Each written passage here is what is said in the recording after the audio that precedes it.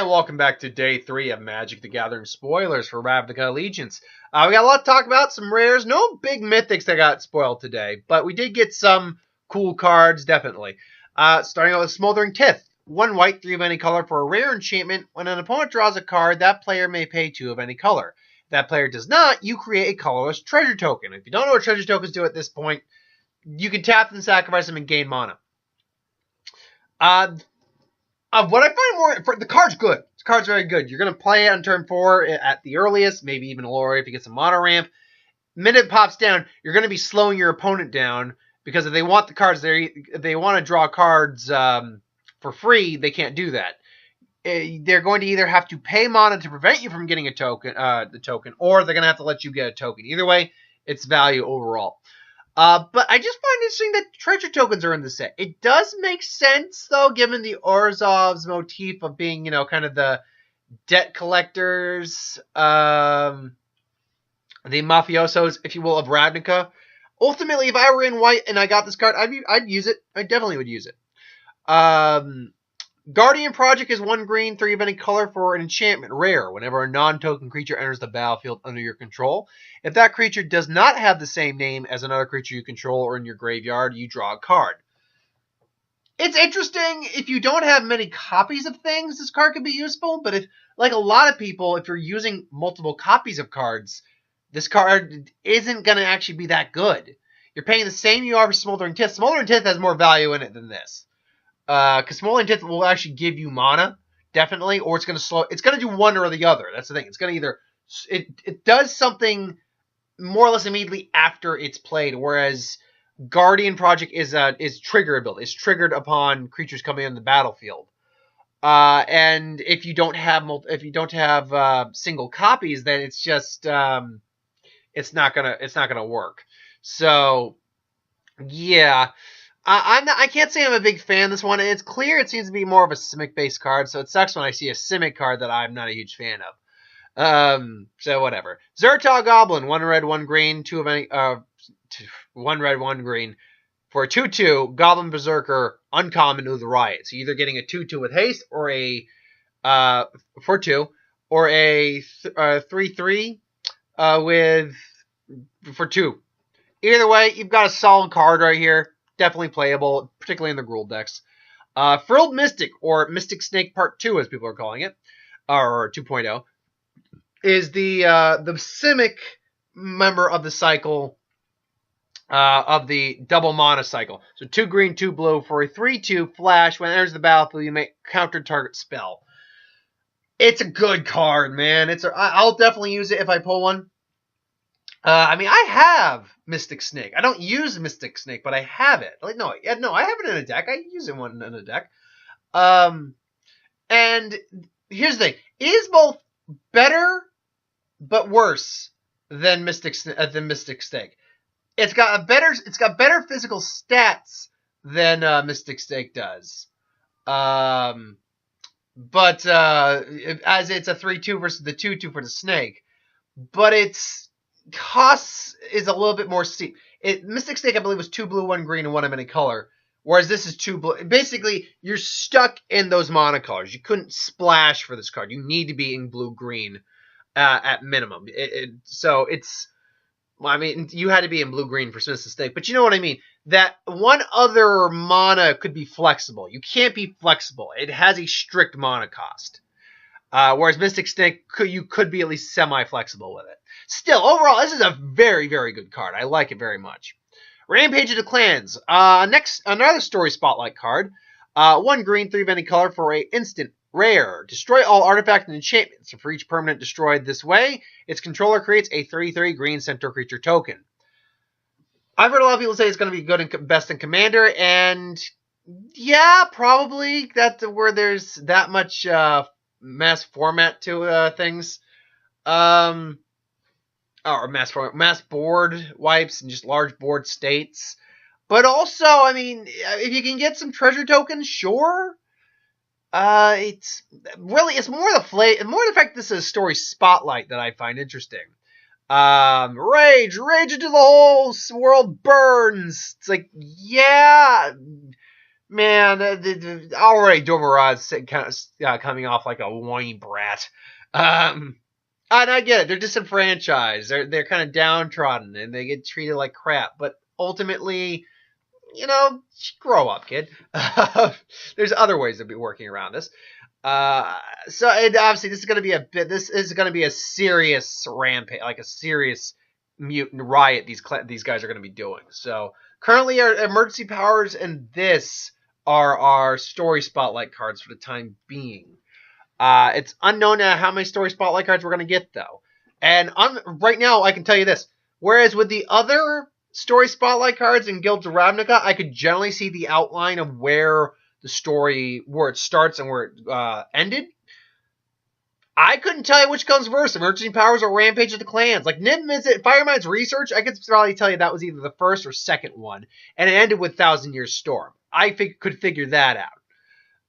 The Rampage of the Clans or Emergency Powers, I couldn't tell you which one comes first. I really couldn't, which is interesting. Electro Dominance, love that name. That's a word. That's a long name. What's that? I think it's like 12. No, that's like 16, almost 20 letters. Wow. 2 red and X for an instant rare. This card deals X damage to any target. And then you may cast a card with convert mana cost X or less from your hand without paying its mana cost. Sorry, I just ate. Without paying its mana cost. Yeah, this is nothing but fucking value, man. This is a fantastic card. Because let's be clear. You could theoretically on turn 3 just ping for 1 and drop a 1-drop. Or you could ping for 2 and drop a 2-drop, turn for 3. See where it goes? Well, first off, the longer you hold on to this card, the more value you're ultimately going to get. Because you're going to do more damage to whatever you need to do, or whoever you need to do it to, creature or planeswalker or player alike. And then you're going to drop something big or meaty, or play another freaking burn spell for all you care. It's a fantastic card. It's a twofer. It's a twofer. It's a twofer. Absolutely it is. And it's damn good for that. There's your bone. Your bone got down there. There's your bone. Got her a big ostrich bone for Christmas. She likes her ostrich bone. Yeah, I mean, let's be clear. To sidetrack real quick. You see that? She's chewed on that? There ain't enough on that thing anymore. She decimates this thing. You like this bone, don't you? Don't you? Yeah, don't be fooled either. An ostrich bone is you could knock someone out with this thing. You want to knock someone out with that? Ooh, your baby. I digress, though, with cute puppy. So, Blade Juggler is 1 black, 4 of any color for a Rakdos Human Rogue, 3/2, with Spectacle, 1 black, 2 of any color. Enters the battlefield, deals 1 damage to you, and you draw a card. This kind of effects existed for God knows how long. I'll admit, I'm not personally a fan of hurt yourself, draw a card, because that puts you technically at a disadvantage long term. I mean, you don't, and Rakdos is not a life gaining guild. Black and red do not gain life very much. Black somewhat. Black can definitely do some life gain, but you're not going to be playing this in a deck that's going to be gaining you life normally. You're going to be playing it in a deck where you're probably going to be doing fast hitting and damage. And honestly, I don't find this card very useful, because also it doesn't do anything past just for 5 dropping as a 3/2 for 5 and drawing you a card and then damaging you. And even at 3, that's okay, but I don't know. Personally, I'm not a fan of those, but I know a lot of people are. A lot of people think those are really good mechanics. That's a common, by the way. Uncommon, Bankrupt in Blood. 1 black, 1 of any color for a sorcery. Uncommon. I think I just said that. Initial cost to cast a spell, sacrifice 2 creatures, but you draw 3 cards. With Afterlife, this card is not bad. However, it's still 2 creatures is a hefty cost to be paying for something like that. I thought I heard something. It's a hefty cost, absolutely. I don't know. I could see use for it, but again, with things like Afterlife being around, I would see use for that. Smelt Ward Ingus, 1 black, 1 red, 1 of any color for a 2/1 elemental uncommon. You may pay 2 of any color and 1 red, sacrifice this card, and gain control of target creature with power 3 or less until the end of turn. Untap that creature. It gains haste until the end of turn. Activate this ability only anytime you could cast a sorcery. This is odd. Like, you could theoretically block and take control of something, maybe. You could attack and take control of something and then attack again, but frankly, with them knowing what the card would do, they would just block the card. So, it's... I mean, that said, you could... It's tough. You could do some combat tricks with it, absolutely. And it's not a bad card. You're already dropping a 2-1 for 2, which isn't bad on the field. Next turn, you can take control of something if you need to. So, it's not bad at all. Just, oh no, you can only activate as a sorcery too. Oh yeah, activating it only as a sorcery definitely hinders it. It's still not bad. It's still not bad though. Rhythm of the Savages. One red, one green, one of any color. For an enchantment, uncommon. Creature spells you control can't be countered, and non-token creatures you control have Riot. Some see Domer's Unstoppable Ascendancy as a sign of the imminent return of Ilorg, the Raised Boar, which I'll guarantee you will show up probably in the next set, which also takes place on Ravnica. It's pretty much going to be the Guild Wars and Bolas come into play. Rhythm of the Savages, though. I mean, creature cards can't be countered, and your non-token creatures all have Riot. You're pretty much giving an Anthem of Riot to everything, even if you're not in a Riot deck. And I believe it was even said Riot can stack. You can Riot more than once. You can give double haste, which would be stupid, but you can give haste and +1 counter or 2+1. You can stack that effect. So if you have multiples of these, you're stacking Riot. That adds up quick. I like the card. I would use it in a heartbeat. Absolutely. I can think of plenty of deck sections that I have that I would use this in. So, yeah, I'm down on it. I'm down for it, dog. Angelic Exaltation. 1 white, 3 of any color for an enchantment. White. Whenever a creature you control attacks alone, it gets +X until the end turn, where X is the number of creatures you control.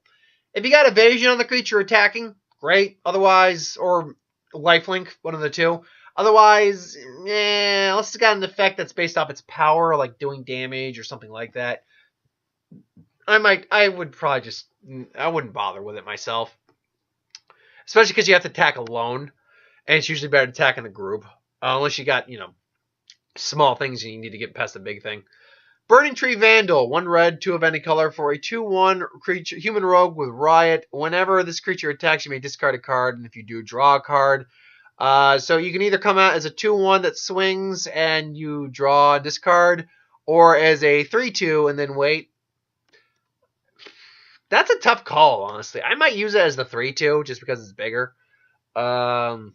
Now, if you get it out and your opponent doesn't have a creature on the field, sure, you go for the 2/1 haste. But, it is what it is.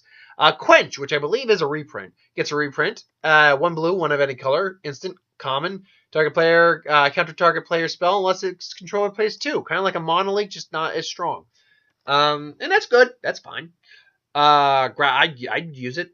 Grasping Thrall, 1 white, 1 black, 3 of any color for a 3/3 Thrall.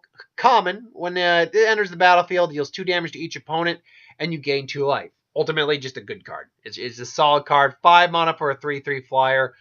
That's relatively good stats. That's relatively solid stats. It'll function properly. You'll get some value out of it. And yeah, you'll gain 2 life, and all your opponents will take 2 life. So in a multiplayer game, it's pretty solid. Titanic Brawl, because Prey Upon is too powerful. 1 green, 1 of any color. This spell costs 1 less to cast if it targets a creature you control with a +1/+1 counter on it. Target creature you control fights target creature you don't control. I.e., you made for your Gruul and Simic because it's in green. But ultimately, it is it's one of those things that Prey Upon apparently was too good, but at instant. I think Prey Upon was instant for just 1 green to make anything fight. Anything you have fights anything with one thing else has, or anyone else has, or something else. Yeah. Stop going over your goddamn words. 1 green was too much to have something you fight something that your opponent controls. But for what it is, it works. It's an okay card. I don't know if I'd use it. Maybe I would, depending on the colors I'm in. Biogenetic Upgrade. But not genetic, but biogenic. Biogenic upgrade. I had to double take this card when I first read it because I'm like, the hell? 2 green, 4 of any color. Okay. Uncommon sorcery. It is a simi card, definitely. Distribute 3 +1/+1 counters among 1, 2, or 3 card creatures you control. Then double the number of +1 counters on each of those creatures. So, let's just assume you have not done any writing or adapting or anything like that. So let's just say, for instance, you have 3 1/1 creatures on the field. And let's assume you're doing it between 3 1/1 creatures. You can go 1 +1 +1 +1, and then double that to make 3 1/1s into 3 4/4s in just one turn go. If you got 2 creatures, and this is just 1/1s. I'm just going 1/1s right now. 2 creatures, you can just go 1 +1 counter, 2 +1 counter. So now you have a 2 and a 3, which turns to a 4 and a 6. So forth. The escalation is frightening, and we haven't even factored in into something that's well beyond maybe a 1/1 or like a 2/2 or a 7/7 or any big number creature. And that's not even include things that have adapt, like freaking Zagana. You do this on Zagana, hell, you don't even have to put the counters on her. But let's say you did put, let's say she's there and there's 2 other creatures there. Let's say you forget the 2 other creatures. If you decide to even put 1 counter on her, she immediately comes a 9/9, double those counters on her. Now you're looking at a freaking 14/14. That's disgusting. With trample. That's disgusting. The actual adaptability of this card is really impressive, and I really want a couple copies of it. I'm gonna skip this next one. I'm gonna go to the last one because this next one makes me smile. Verity Circle. 1 white. 1 blue, 2 of any color for a rare enchantment. Whenever a creature an opponent controls becomes tapped, if it isn't being declared as an attacker, you may draw a card. And then you can pay 4 of any color, 1 blue to tap target creature without flying. If you tap down something, as long as it's not attacking or something taps, you'll draw a card. You know what? I'm noticing this. I think pretty certain this may actually be a cycle of rare draw enchantments, because I saw the green, I saw the white, I saw the blue. Now, is there a black and a red? I don't think we've seen those yet. But ultimately, yeah, it's not bad. It does allow you to tap down things and draw cards because of it. So as long as you got something on the field, yeah, that's fine. But last one, Humongulous. Not Humongulous, Humongulous. Who is a Humongulous? 1 blue, 4 of any color, and a 2/5 for just a hex-proof Humongulous. It's a bread and butter kind of creature almost. But it's a 1-eyed, massive Humongulous. And then the flavor text.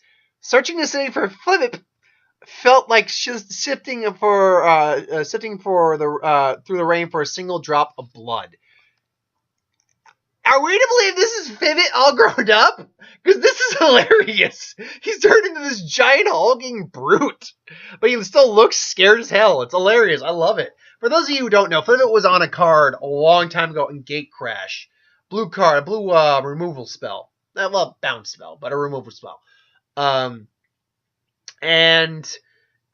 was basically he got lost, and he was this little guy lost in the crowd, and he felt so bad for him. And now here he is. I'm pretty certain this is supposed to be him all grown up. I find that awesome that they carry over the flavor text. But that's my thoughts on the cards that were spoiled today. Got some good cards. Got some cards I wasn't huge on, but overall, I'm digging it. I'm digging this definitely more than I dug Guilds of Ravnica, and I liked Guilds of Ravnica, absolutely. But there are just more guilds in this set that I like overall as opposed to the guilds in Guilds of Ravnica. Because my 2 favorite guilds are already in this set. And I like Azorius a lot. Rakdos is cool. Even Orzhov I'm pretty okay with. So, yeah, ultimately, I'm digging what I'm seeing here. But what did you think of these cards today? Let me know in the comments below. Thanks for watching, though. I hope you enjoyed. Like, comment, share, subscribe. Always you want us to review something, put in the comments below. Let us know. We'll do a review of it at some point. Ideas for win, Star Wars, Superhero Magic, what if, anything you do on the channel, put that in the comments below. Let me know, and I'll do that at some point. So, thanks for watching. Normally, I would have a who would win. Maybe I will get to the who would win today. If it's not today, it'll be tomorrow. Tomorrow, look for my top 10 videos. My top 10s and all my top videos. So, yeah. Just keep your eyes out for those. Thanks for watching. Hope you enjoyed, and I'll see you next time. Have a good one, folks.